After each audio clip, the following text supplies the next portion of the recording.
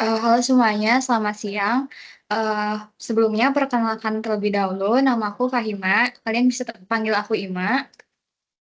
Halo semuanya, kenalin nama aku Bia. Nabila, kalian bisa panggil aku Bia. Dan kami berdua, eh, dua dari tiga tutor di kelas PT K02 ini. Dan satu lagi, ada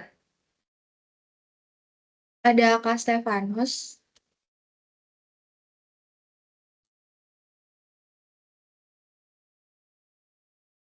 Ya, halo, halo. Ini kita kenalan nanti aja ya. Ini bagiannya Oke, Ima sebelumnya sama kita... oke. Mungkin Kak Stefanus mau kenalan, boleh? kan nanti aja aku belakangan aja nggak apa-apa. Kalian dulu aja.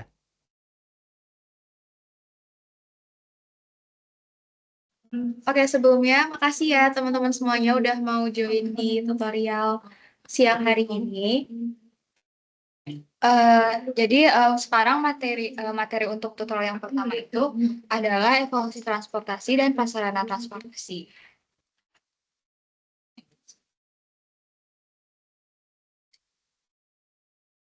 Yang pertama itu kita harus tahu dulu apa itu transportasi. Nah, transportasi itu adalah proses, cara, atau sistem untuk memindahkan barang atau penumpang dari suatu tempat ke tempat lain dan sebagai alat pengangkut. Nah, sementara itu rekayasa transportasi berarti penerapan prinsip-prinsip teknologi dan ilmu pengetahuan untuk perencanaan, desain fungsional, operasi, dan manajemen fasilitas untuk berbagai moda transportasi. Nah, di sini. Oke, selanjutnya ada evolusi transportasi. Nah, awal mula perkembangan transportasi itu dimulai saat penemuan roda pada 3500 sebelum Masehi di Mesopotamia. Nah, bisa kalian lihat di sebelah kanan itu ada gambar yang rodanya itu terbuat dari kayu. Lalu selanjutnya setelah ditemukan roda, penggunaan kuda sebagai transportasi itu dimulai pada 2000 sebelum Masehi untuk membantu mobilitas dan pengangkutan barang. Nah, kemudian pada abad ke-16, rel mulai digunakan untuk mengangkut batu bara di daerah pertambangan daerah Eropa. Nah, selanjutnya setelah ditemukannya mesin uap, itu kan sekaligus revolusi industri ya, sehingga pekerjaan manusia itu lebih mudah dengan adanya mesin. Nah, revolusi industri juga berpengaruh pada transportasi, dengan terciptanya kapal uap dan kereta api uap. Nah, prinsip kerja mesin uap ini adalah dengan memanfaatkan uap untuk menggerakkan roda penggerak. Nah, selanjutnya setelah mesin uap terdapat atau tercipta mesin dengan bahan bakar bensin. Nah, pada awalnya itu Nikolaus Otto yang menciptakan mesin pembakaran berbahan bakar bensin yang nantinya digunakan dalam mesin mobil. Nah, pada akhir abad ke-19 pun telah tercipta mobil dan motor berbahan bakar bensin serta optimalisasi mesin bahan bakar bensin untuk kendaraan berat. Nah, prinsip kerja dari mesin berbahan bakar bensin ini adalah bahan bakar itu dimampatkan dan dibakar, lalu dari pemanfaatan itu menghasilkan tenaga dan gas buangan.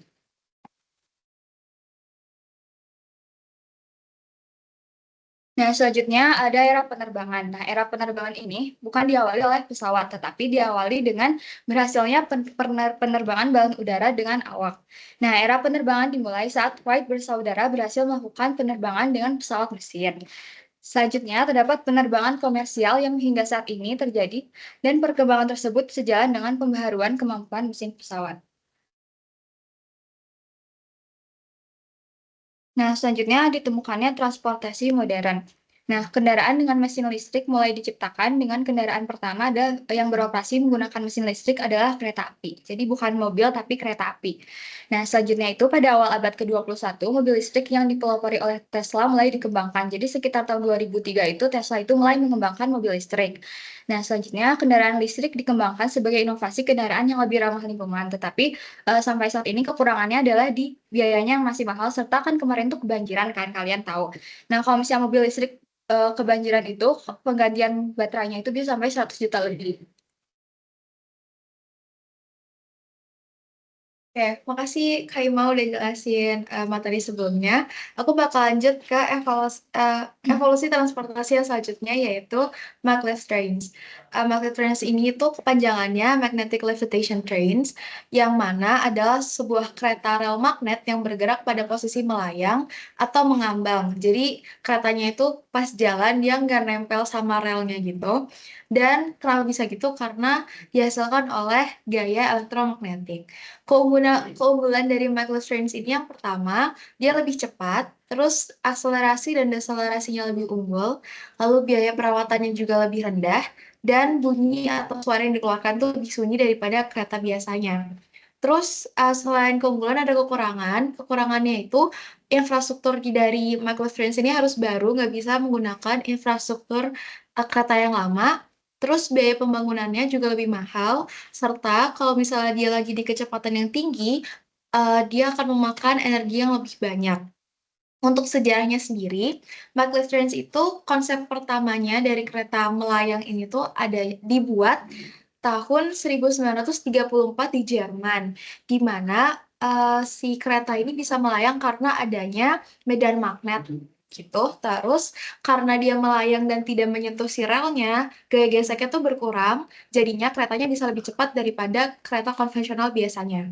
Terus pada tahun 1966, percobaan pertama dari maglev trains ini berhasil di UK dengan kecepatannya mencapai 167 km per jam.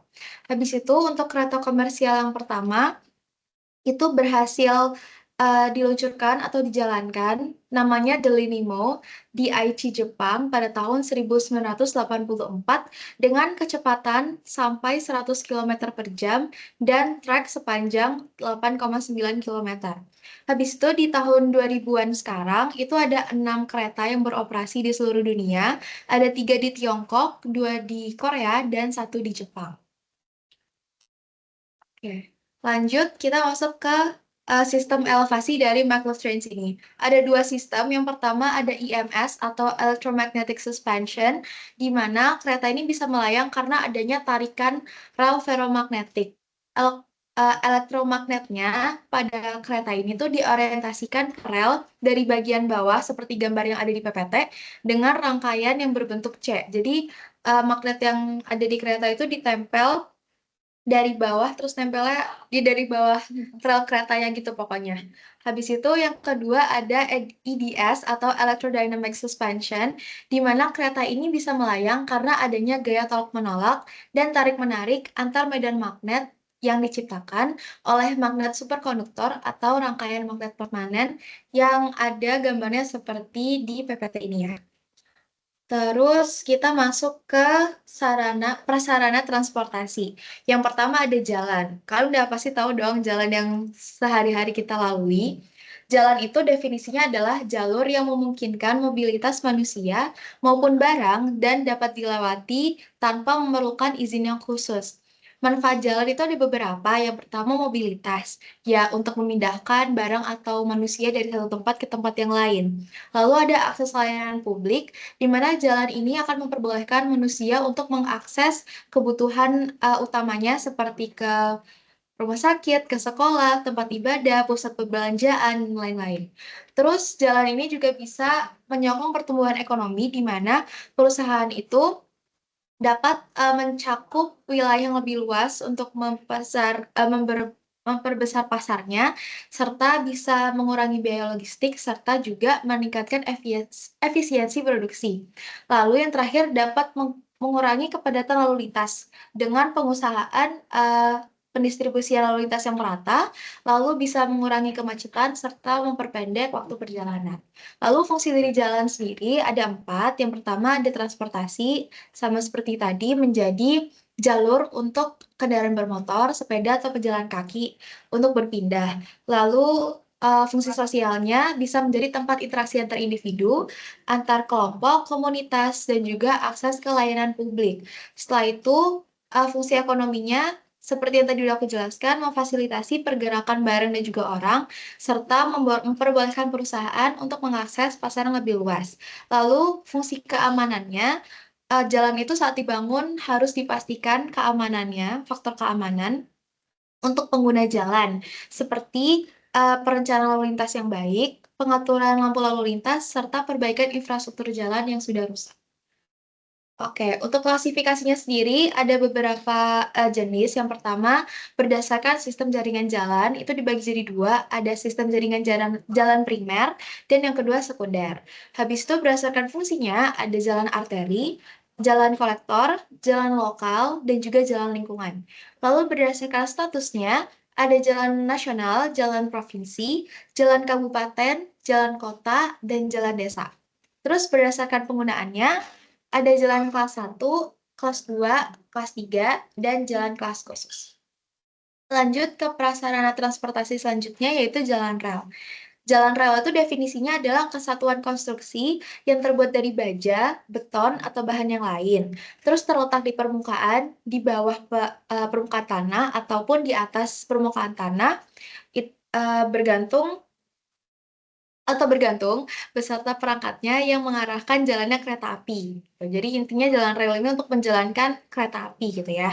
Terus, dalam pembangunan jalan rel itu ada aspek yang perlu diperhatikan. Yang pertama aspek teknis, di mana jalan rel ini dapat dilalui oleh kereta api secara aman dengan tingkat kenyamanan tertentu yang telah ditentukan sebelumnya. Terus dapat tercapai nih fungsi dari jalan rel selama umur konstruksi yang telah ditentukan. Habis itu dari aspek ekonomis, pembiayaannya itu harus efisien, tapi kualitasnya juga harus terbaik yang dapat dari konstruksi tersebut. Habis itu harus dapat menjamin tingkat keamanan dan juga kenyamanannya. Lanjut ke prasarana selanjutnya, yaitu pelabuhan. Pelabuhan itu definisinya terdiri atas daratan dan perairan dengan batas tertentu yang digunakan sebagai tempat kapal bersandar, naik turun penumpang, dan atau bongkar muat barang, serta tempat perpindahan intra dan antar moda transportasi. Pelabuhan sendiri bisa diklasifikasikan dalam beberapa jenis. Yang pertama itu berdasarkan kegiatannya. Yang pertama ada pelabuhan laut, lalu ada pelabuhan sungai dan danau, lalu ada pelabuhan penyeberangan. Berdasarkan jenisnya diklasifikasikan sebagai pelabuhan umum dan pelabuhan khusus, lalu berdasarkan fungsinya diklasifikasikan sebagai pelabuhan utama primer, pelabuhan utama sekunder, pelabuhan utama tersier, pelabuhan pengumpan primer, serta pelabuhan pengumpan sekunder. Habis itu masuk ke yang selanjutnya ada bandara atau bandar udara, di mana definisinya adalah kawasan di daratan dan atau perairan yang digunakan sebagai tempat pesawat udara mendarat dan lepas landas, lalu juga sebagai tempat naik turun penumpang dan tempat perpindahan intra dan antar moda transportasi sama seperti pelabuhan yang tadi. Klasifikasinya juga ada beberapa dasarnya. Yang pertama, berdasarkan fungsinya, ada bandara internasional, domestik, dan juga perintis. Terus berdasarkan kapasitas dan ukuran, ada bandara kelas utama, ada bandara kelas menengah, dan ada bandara kecil atau perintis. Kalau berdasarkan pengelolanya dapat diklasifikasikan sebagai bandara yang dikelola oleh pemerintah, dikelola oleh BUMN, atau dikelola swasta atau kerjasama antara pemerintah dan juga swasta. Terus, berdasarkan kepemilikannya, ada bandara militer, bandara sipil, dan bandara gabungan. Habis itu lanjut kita masuk ke terminal bus. Kalau definisinya, terminal bus itu adalah prasarana bagi angkutan jalan raya untuk mengatur kedatangan serta pemberangkatan kendaraan umum, juga untuk memuat atau menurunkan penumpang dan barang. Untuk klasifikasinya sendiri ada berdasarkan tipe dan kelas, ada terminal penumpang tipe A, terminal penumpang tipe B, dan terminal penumpang tipe C. Kalau berdasarkan perannya ada terminal primer dan juga sekunder. Kalau berdasarkan trayek jangkauan operasional ada terminal angkutan kota, terminal angkutan antar kota, dan terminal gabungan. Lalu kita lanjut ke stasiun kereta api. Kalau tadi kita udah bahas rel, sekarang kita bahas stasiunnya. Oh sorry, itu gambarnya masih bandara ya. tapi ini stasiun kereta api. Jadi stasiun kereta api itu tempat pemberangkatan dan pemberhentian kereta serta tempat menunggu calon penumpang kereta api dan sebagainya. Sebagainya ini kayak barang gitu bisa jadi. Terus stasiun kereta api ini tempatnya bisa di bawah tanah, di permukaan tanah maupun di jalur layang. Lalu stasiun kereta api ini juga berfungsi untuk menghubungkan dengan moda transportasi yang lain seperti prasarana transportasi yang sebelum-sebelumnya. Untuk klasifikasinya berdasarkan jenis ada stasiun penumpang, stasiun barang, dan stasiun operasi. Kalau berdasarkan kelas ada stasiun kelas besar di mana kelasnya itu bisa A, B, dan juga C. Terus ada kelas sedang dan stasiun kelas kecil. Kalau berdasarkan fungsinya ada stasiun penumpang, stasiun barang, stasiun penumpang dan barang, stasiun antara dan terminal, stasiun persimpangan, dan stasiun operasi. Oke, jadi sebenarnya materi buat eh, evolusi transportasi dan juga prasarana transportasi udah selesai, tapi tutorialnya belum selesai karena kata Ima tadi ada dua materi yang mau kita share ke kalian. Nah, sebelum itu kalian bisa absen dulu ya lewat sini. Bentar, aku buka dulu formnya.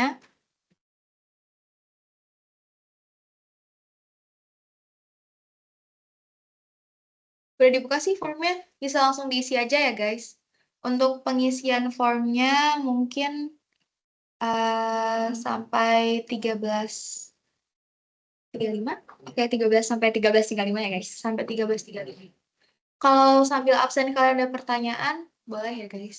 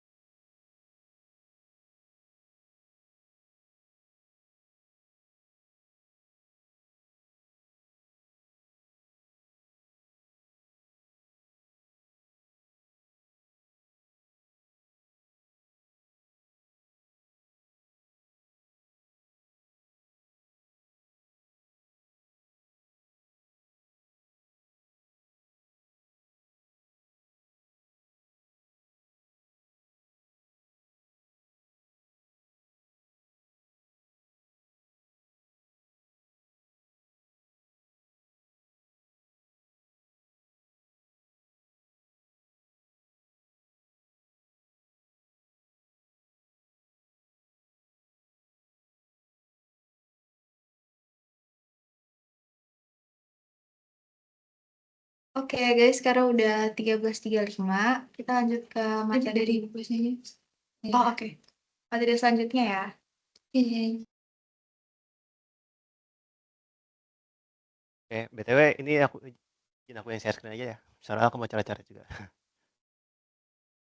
Ini BTW kalau suara nggak jelas nanti tolong bilangin ya.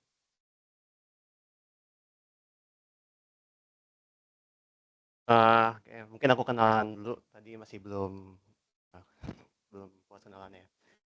Aku Stefanus, aku bekas mahasiswa sipil angkatan 2020. Sekarang aku di S2. Sekarang lagi fast track ya sebenarnya itu. Jadi tahun ini harusnya aku udah lulus S2 ya harusnya. Dulu aku juga sama Pak Harun PRT-nya. Tapi dulu tuh PRT ini bener-bener yang PRT banget. Kalau sekarang kan digabung sama yang rekayasa lalu lintas ya sebenarnya itu. Jadi dua matkul jadi satu gitu. Tapi dulu itu bener-bener cuma PRT aja. Jadi kalau Pak Harun ini tipikal yang orang yang kasih materinya luas banget dan mungkin kalian nggak ngerti omongannya ya. Cuma emang dia itu omongannya adalah yang cocok untuk gimana pas kita di dunia kerja di dunia kerja nanti gitu. Jadi kalau misalnya kita yang mahasiswa itu sebenarnya ya kalau misalnya kurang relate ya coba didengar aja dulu. Sekalian catat baik-baik catat lah. Karena emang rata-rata emang nggak relate gitu sama omongan Pak Harun. Cuma ya emang begitu. Sama di PRT ini kan memang materinya itu luas banget dan Pak Harun sendiri itu ngambil materinya nyomot-nyomot dikit-dikit gitu dari banyak matkul gitu.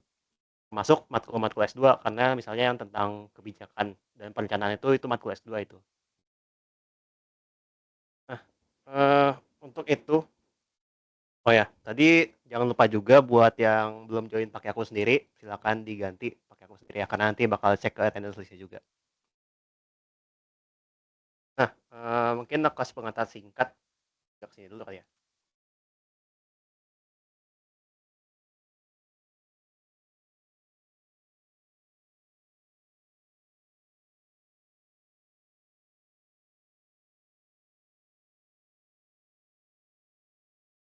Nah, jadi kalau kalian dengar dari yang tadi itu ada penjelasan terkait sama terminal-terminal ya.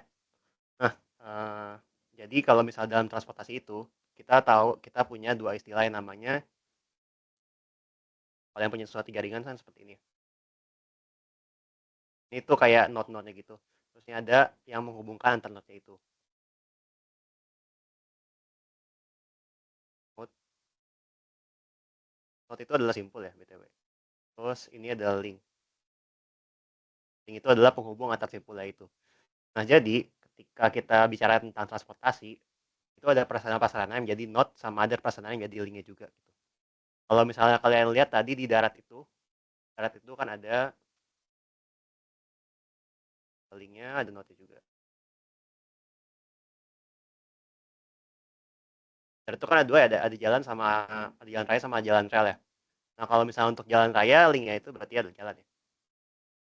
Jalan itu sendiri. Karena node-nya itu kalau misalnya kita ngomongin tentang bus misalnya, berarti adalah si terminal atau halte ya.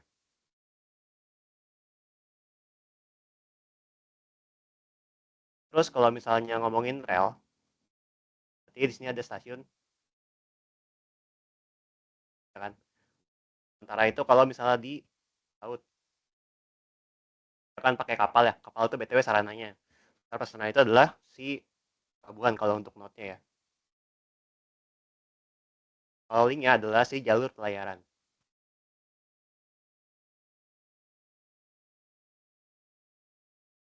Ini tulisannya jelek kalau maklum ya.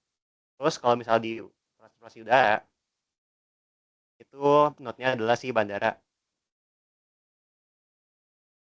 Karena linknya adalah si airspace-nya atau ruang udara.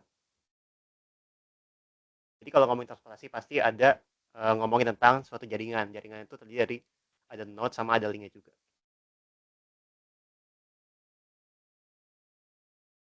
Itu sekilas tentang modelan jaringan. Nah, terus di masing-masing node ini dia tuh punya yang namanya site atau bagian-bagian. Misalnya kalau di stasiun itu ada yang namanya line site 1 sama line site 2. Site 1, 2. Line site 1 itu yang buat kita datang terus kita nunggu gitu.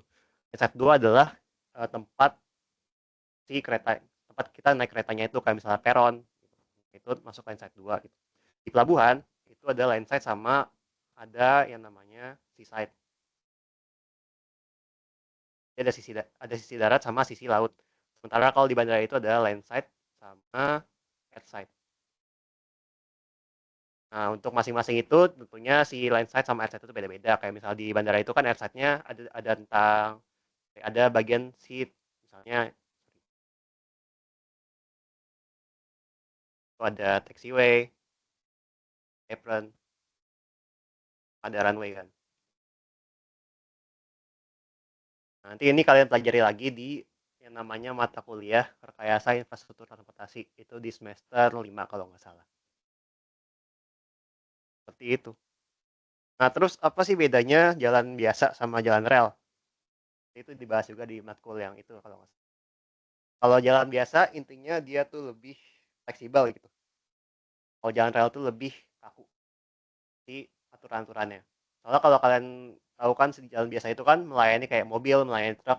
Nah, itu kan mereka kan pakai ban ya, pakai roda yang bisa digerak-gerakkan dengan leluasa. Sementara kalau rel itu dia kan pakainya adalah roda yang berbentuknya baja dan dia punya jalur tertentu gitu. Jadi kayak kalau misalnya mau belok-belok itu nggak bisa sembarangan gitu, nggak bisa belokan tajam gitu, nggak bisa dia.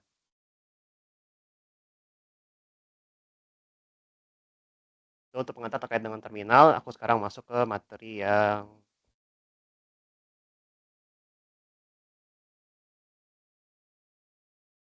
kayak saja lah. Nah, tadi dijelasin tentang jalan ya, sekilas gitu. Jalan itu pasangan transportasi darat yang meliput segala bagian jalan, termasuk bangunan pelengkap dan seterusnya. Nah, ini ntar dibaca sendiri ya. Ini U-nya sebenarnya udah U yang lama, tapi aku ya udah ambil-ambil aja dari PPT materi aku yang dulu gitu. Nah, itu jadi kalau di jalan itu ada dua pelayanan utama. Yang pertama itu terkait dengan mobility. Dan yang kedua itu terkait dengan akses. Ini mungkin udah dibahas juga sama Bu ini ya, kalau misalnya dibahas ya. Makin gede jalannya, itu biasanya makin gunakan untuk mobility. Jadi fungsi mobility lebih tinggi dibandingkan si fungsi aksesnya. Kalau makin kecil jalannya itu dia biasanya lebih ke akses dibandingkan mobility. Nah, kalau di Indonesia emang biasanya tuh yang jalan-jalan nasional gitu yang kalau kalian lihat pakai markanya warna kuning itu diutamakan untuk mobility biasanya. Karena itu kan untuk jalan antar kota biasanya ya, kalau yang nasional itu. Nah, tapi kalau kalian lihat di Indonesia itu biasanya banyak warung-warung di pinggir jalan. Jalan nasional itu termasuk juga tuh. Nah, itu tuh kalau makin banyak warung gitu dia tuh mengurangi si fungsi mobility-nya. Makanya dia tuh disebut sebagai hambatan samping namanya. Kalau di RL, di rekayasa lalu lintas ya. Gitu. Jadi ya walaupun di Indonesia tidak sesuai dengan apa kadang nggak sesuai dengan tujuan utamanya, tapi ya udah kita pelajari seperti ini ya. Ada fungsi mobilitas sama fungsi akses gitu. Terus ini tadi udah kalian lihat juga klasifikasi jalan, jadi ada primer, sekunder, dan seterusnya ya. Jadi kalau misalnya kalian ditanya, kalian bisa bedain ya, karena kalian udah belajar tentang di jalan ini ya. Jangan sampai campur aduk aja.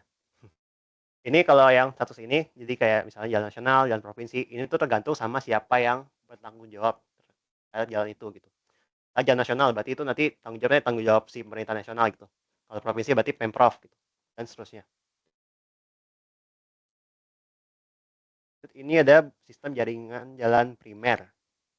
Nah, kalau primer itu biasanya dia tuh menghubungkan antara si pusat kegiatan, ya, antar pusat kegiatan, baik itu nasional, wilayah maupun lokal ya. Itu menghubungkan antar pusat kegiatan. Di sini ada 4 jenis pusat kegiatan. Yang pertama itu PKN, itu pusat kegiatan nasional. Terus PKW itu pusat kegiatan wilayah, PKL lokal, dan PKLING itu lingkungan.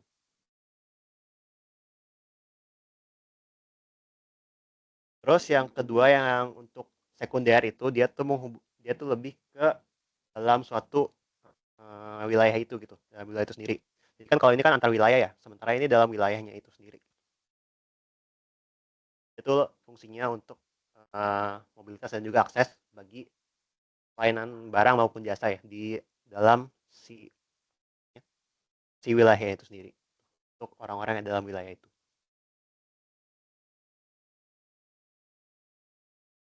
Terus kalau misalnya kita ngomongin tentang rekayasa jalan, itu tuh biasanya ada tiga jenis komponen ataupun elemen perancangan yang diomongin.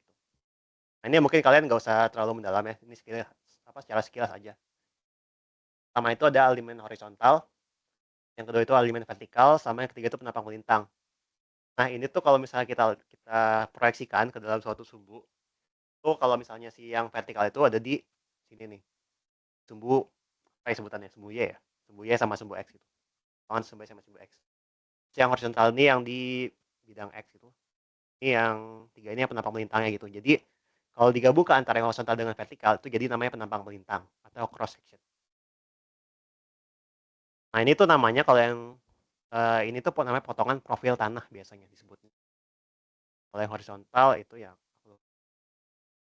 horizontal itu biasanya digambarkan dengan peta ya, peta kontur maupun peta yang lain-lain itu. Nah, ini pengenalan aja kalau di horizontal itu biasanya kita merancang tikungan itu dengan bentuknya full circle atau bisa juga dengan bentuk spiral, circle, spiral atau SCS. Nah, sebenarnya itu ada lagi satu bentuk namanya bentuk spiral, spiral ataupun SS. Cuma sekarang udah nggak dipakai di pedoman yang terbaru ya, yang 2021 itu aku lihat udah nggak dipakai lagi. Karena terlalu tajam ya mungkin ya. Nah, ini masing-masing itu ada keunggulan sama kelemahannya, tapi mungkin nanti itu dibahas aja di matkul selanjutnya ya, di matkul PRT. Terus untuk yang vertikal itu tuh kita sebutnya dengan lengkung. Tadi itu kan kalau di horizontal itu kita sebutnya dengan tikungan ya, tikungan full circle ataupun tikungan SCS. Sementara kalau di yang vertikal ini kita sebutnya dengan lengkung, lengkung vertikal cembung ataupun lengkung vertikal cekung.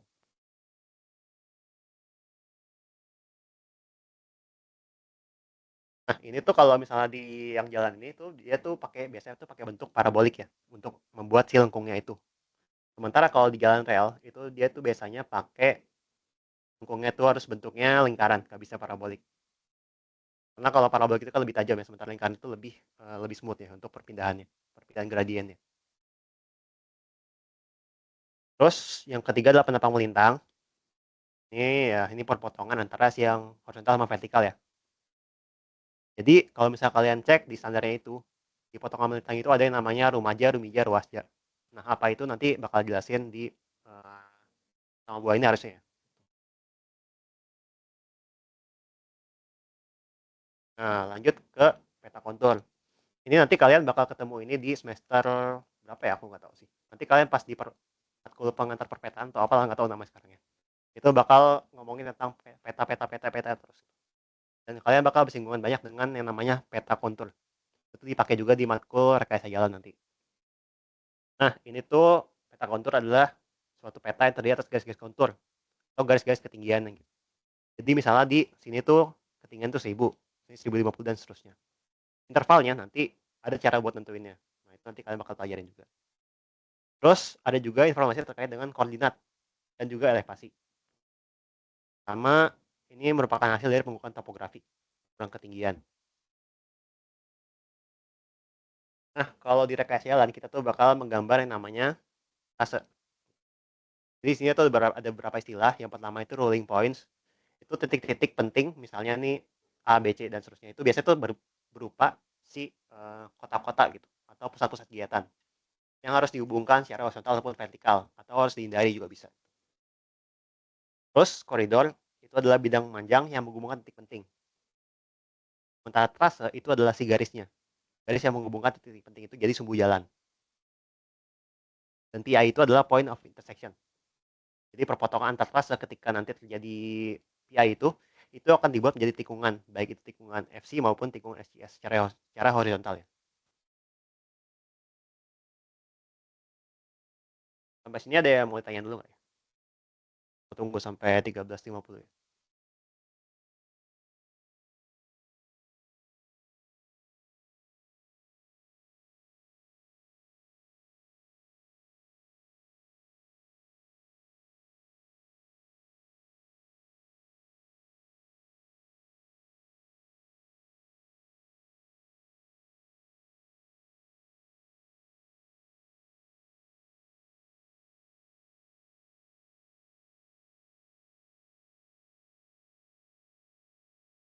Oke. Jadi kalau kecepatan bilang aja ya. Berikutnya terkait dengan kekerasan ataupun pavement ini struktur di apa namanya di prasarana yang kalian sebut tadi dengan jalan ya, itu punya dua sifat utama. Pertama itu keras, dapat mempertahankan bentuk dari aplikasi ban, sama yang kedua itu adalah rata. Karena kalau nggak rata nanti bahaya dan juga nggak enak juga kan ya. Secara fungsional maupun struktural itu nanti akan bermasalah. Gitu.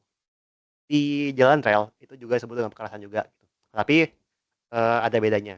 Jadi kalau kalian kan di jalan rel tuh biasanya tuh mereka pakainya yang dari batu-batu doang ya, dari agregat gitu.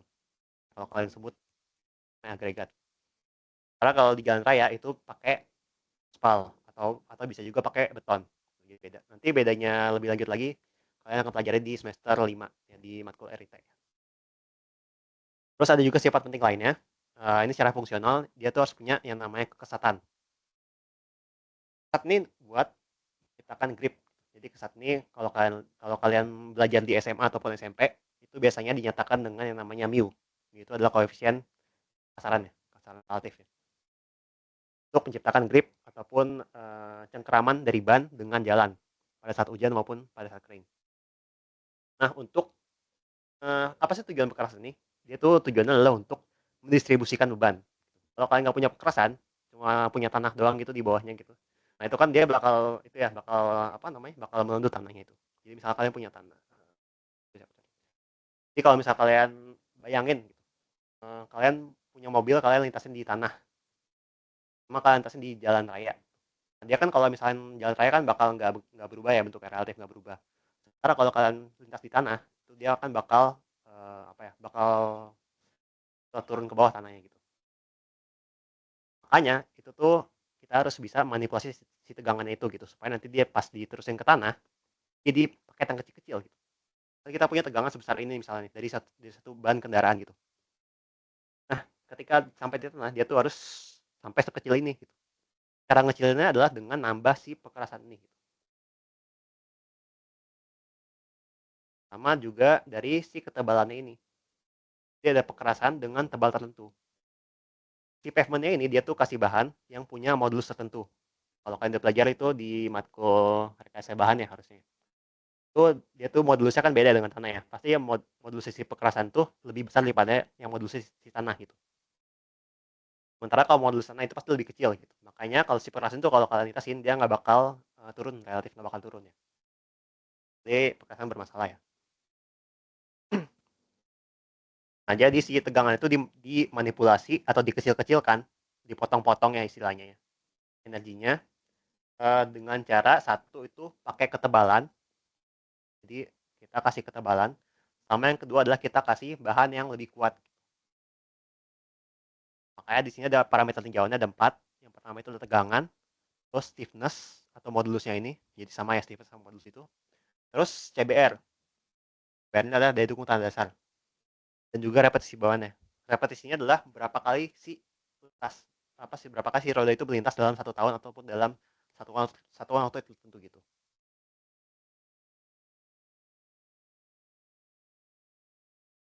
Lanjut berikutnya ada konsep tekstur. Jadi secara umum ada 2 tekstur ya. Sebenarnya ada 3 sebenarnya sih. Di sini 2 aja lah yang di sini kalau kalian lihat suatu roda gitu, suatu roda kendaraan dia tuh pasti punya bidang kontak tertentu gitu. Biasanya tuh bentuknya dinyatakan dengan bentuk yang mirip kayak oval gitu. Tergantung sih. Tapi kalau bisa untuk mempermudah biasanya kita gambarkan dengan bentuk lingkaran ya. Si apa? Tegangan kontaknya itu atau luas area kontaknya itu. Nah, si roda kendaraan ini dia tuh bakal bisa bergerak kalau misalnya ada friksi gitu. Kalau misalnya kalian hidup di dunia tanpa friksi, kalian nggak bakal bisa bergerak kemana-mana gitu karena ya kalian bayangannya kalian jalan di es sama kalian jalan di tanah biasa. Pasti kan kalau jalan di es kan nggak bakal apa ya bakal susah kan bergeraknya gitu. Kayak seperti itulah. Fungsi dari mikrotekstur adalah untuk menciptakan friksi. Jadi mikrotekstur dari si bahan agregatnya, sorry dari bahan agregat maupun dari bahan aspalnya gitu. Sementara kalau makrotekstur itu yaitu yang ini nah dia tuh adalah celah antar agregatnya. Namanya makrotekstur. Fungsi si makrotekstur itu adalah untuk menciptakan drainase ataupun aliran untuk air kalau misalnya si pavementnya itu kena sama hujan gitu. Kalian bayangin kalau misalnya kalian lagi melintas gitu di jalanan yang penuh sama air gitu, yang becek, sama yang nggak ada airnya sama sekali gitu. Pasti kan kalian bakal lebih mudah melintas di jalan yang nggak ada airnya gitu kan. Itu untuk seperti itulah fungsinya. Di makrotekstur itu. Sementara kalau si microtekstur itu terkait sama si, mu-nya atau koefisien kasarannya ya, akan suatu friksi. Ini, ya dipelajari lagi juga di matkul remedial nanti ya. Terus ini ada 2 jenis perkerasan secara umum ya. Yang pertama itu yang lentur atau flexible pavement, yang kedua adalah perkerasan kaku ataupun rigid pavement gitu. Ini ada beberapa sifat-sifatnya, nanti ya dibaca aja ya. Nah, secara umum ada beberapa lapisan juga di yang lentur itu. Yang pertama itu surface course. Ini adalah lapis permukaannya ya. Nah, yang kalian sebut dengan aspal itu biasanya adalah yang surface course-nya aja gitu. Sementara base course itu sama sub base course-nya itu adalah biasanya tuh terdiri dari pasir sama agregat kasar juga ya biasanya. Kerikil sama pasir gitu biasanya. Jadi bukan aspal semua gitu. Kalau kalian lihat suatu jalan gitu, pasti di bawahnya itu ada kerikil sama pasirnya juga. Kenapa seperti itu? Supaya harganya murah. Nah, kalau kalian bandingin biaya aspal sama biaya kalian beli kerikil gitu atau beli pasir, pasti jauh lebih mahal beli aspal gitu. Tuh banget. Kayak kalau orang-orang biasanya korupsi gitu potong aspal 1 cm aja untuk 1 kilometer. Nah, itu biasanya tuh dia dapetnya gede banget tuh. Dapat duitnya. Nah, lanjut ke rigid pavement. Dia tuh biasanya paling atasnya itu dia adalah si concrete slab atau pelat beton. Kalian pasti harusnya udah tahu ya, nah yang namanya beton itu apa ya? Beton itu ya dari semen, pasir, air dan seterusnya gitu. Nah, terus ada base coat, sub base coat sama subgrade. Subgrade itu adalah si tanda dasar ya. Di sini juga sebenarnya di bawahnya ada subgrade ya. Emang nggak ditampilkan di situ. Nah, ini perbandingan perkerasan lentur sama kakunya. Nanti jadi misalnya untuk lainnya itu pasti yang kaku itu lebih tahan lama ya. Cuma dia pasti lebih mahal gitu. Kalau kalian beli semen sama kalian beli aspal itu biasanya lebih mahal semen ya buatannya. Nah, tapi dia tuh kalau misalnya pas dipelihara, pasti yang butuh banyak pemeliharaan adalah si perkerasan lentur. Jadi kalau lentur itu biasanya dia tuh murah di awal, tapi dia pemeliharaannya harus keluar biaya lagi. Tapi kalau kaku itu mahal dibuatnya, gitu. Tapi pemeliharaannya biasanya nggak terlalu sering gitu. Nah, si lentur sama kaku ini dia tuh beda respons terhadap tegangannya. Kalau lentur itu kan dia dia tuh bakal turun ke bawah gitu. Pas ada beban lintas dia tuh bakal turun ke bawah atau melendut namanya, sebutannya gitu. Deformasi. Teman, jadi dia tuh menjawab tegangan dari si roda itu dengan cara berdeformasi gitu. Sementara kalau misalnya di kaku itu, dia tuh biasanya menjawab tegangan dengan langsung dia lawan aja gitu. Dia lawan dengan si modulus ataupun kekakuannya itu. Kita sebutnya dengan perkerasan kaku. Itu kan dia itu jadi kan dia bisa melendut ke bawah gitu dan dia menjawab tegangan dengan cara memberikan deformasi. Sementara kalau kaku itu dia tuh menjawab tegangan dengan memberikan tegangan lawan gitu. Lawan tegangan yang diberikan oleh roda itu. Nah, dan seterusnya nanti ini bisa dibaca sendiri aja gitu. Nah, ini banyak banget. Terus, nah ini tadi yang aku jelasin tuh ya.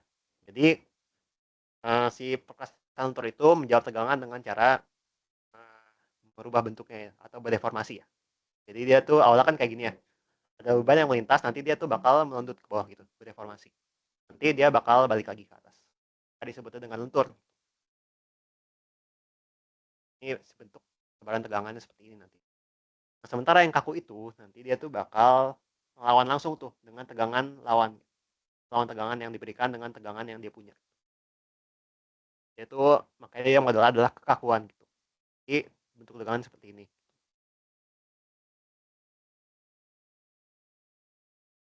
Nah, ini ada berapa jenis apa namanya? Berapa jenis perkerasannya sebenarnya ini ada berapa jenis campuran ya. Nanti ini kalian bakal pelajari lebih lanjut di yang namanya matkul rekjal. Ini nggak usah aku bahas dulu.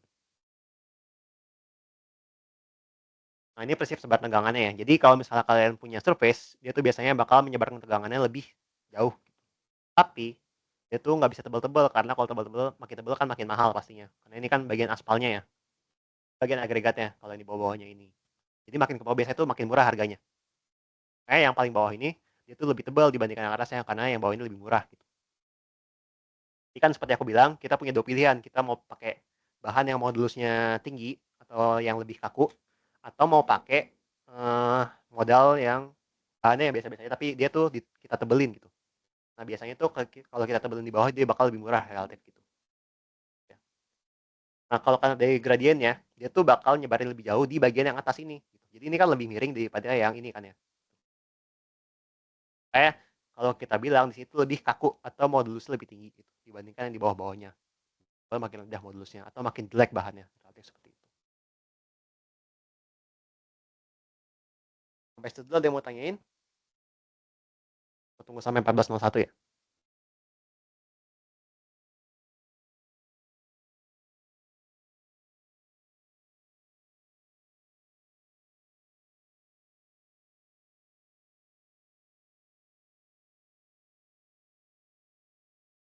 Oke, belum ada ya. Tadi aku tambahin dikit lagi ya. Tadi ada yang kelewatan sebenarnya.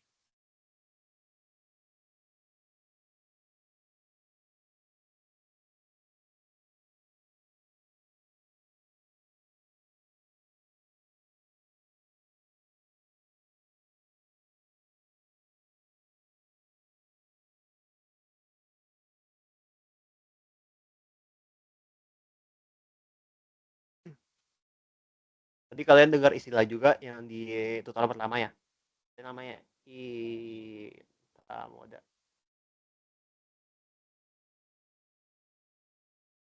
Terus ada juga sebenarnya istilah yang namanya atau antar moda. Ada juga sebenarnya namanya istilah satu lagi itu namanya multimoda. Nah ini tuh beda ya. Intramoda itu dia tuh berarti perpindahan antara moda yang sama gitu. Jadi misal dari kapal ke kapal gitu atau dari pesawat ke pesawat gitu. Yang biasa kita sebut dengan transit biasanya. Namanya intramoda. Terus apa sih bedanya intermoda sama multimoda? Kalau si intermoda berarti dia tuh sama-sama berpindah antar moda yang berbeda ya gitu.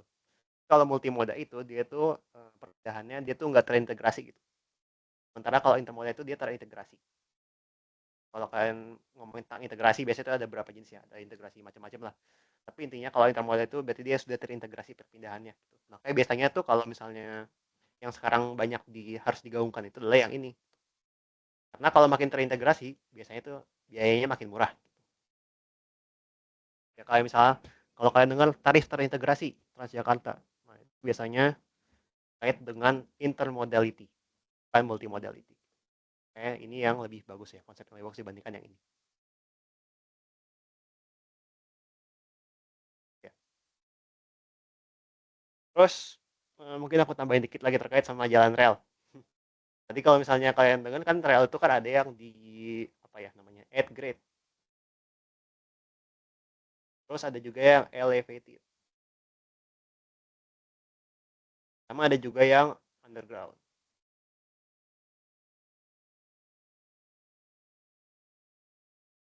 Nah, kenapa ada yang kayak gini, kenapa ada yang kayak gini, kenapa kayak gini?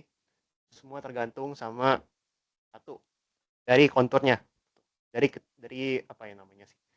Untuk daerahnya gitu. Kayak misalnya di Bandung itu bentuknya kan cekungan ya daerahnya ya. Kalau Jakarta ya ada cekungannya juga, ada yang datar juga. Nah, kalau yang lama-lama bisa tuh Pak, mereka tuh pakai yang 8 grade gitu. Zaman Belanda itu biasa pakai 8 grade. Kenapa pakai 8 grade? Karena satu teknologinya belum ada buat yang elevated ya, mungkin seperti itu ya.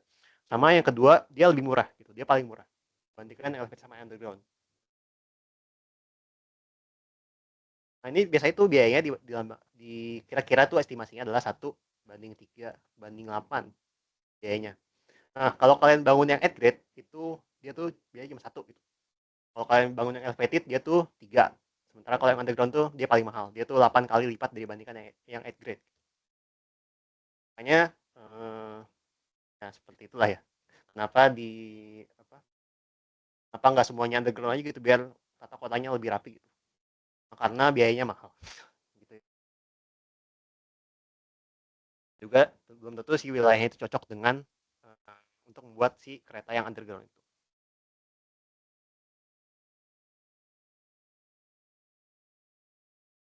Oke, ada yang mau tanya dulu?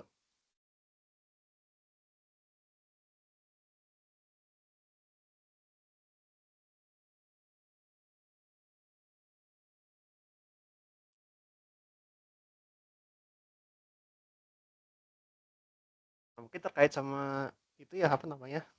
Sama tubuh sekalian itu. Dari Tubes kan ya. Nah, mungkin aku kasih sekilas ya supaya nanti kalian dapat inspirasi gitu.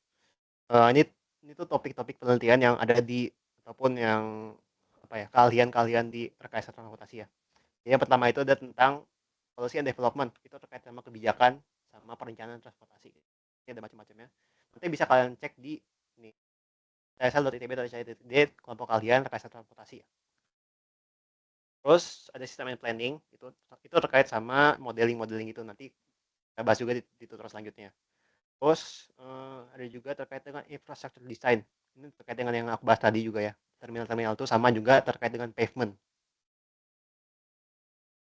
Berikutnya operation and management, ini terkait sama geometrik jalan, terus traffic engineering, dan seterusnya, ITS juga. Sama yang terakhir itu adalah terkait sama transport economics gitu.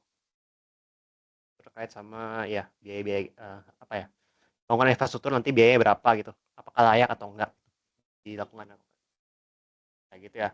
Nanti kalau mau tanya lebih lanjut silahkan tanya aja PC aku ataupun boleh ngomong atau nanya di grup ya. Nah, terus nanti untuk bahan-bahan nanti bakal aku share di nanti aku bikin classroom juga sekalian ya biar nanti lebih gampang ya buat share bahan-bahan dan juga ngumpulin tugas-tugas kalau ada. Kalian aku promosi IG ya.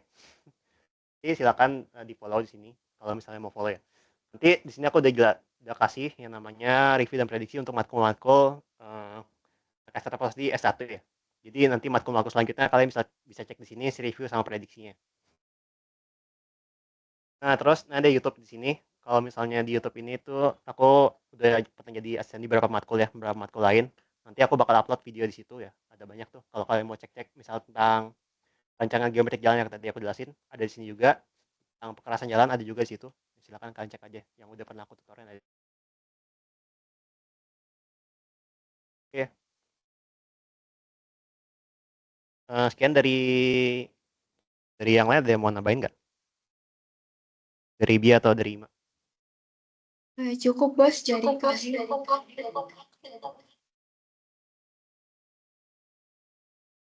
Oke, kalau nggak ada ya kita tutup aja ya. Makasih semua yang udah datang. Nanti tentang Tubes tolong diupdate ya ke aku ya. Udah sampai mana progresnya. Sama jangan lupa pastiin juga buat UTS-nya apakah dari Pak Harun aja atau Pak Harun dan Bu Aina. Oke, sekian, makasih. Makasih semuanya. Makasih.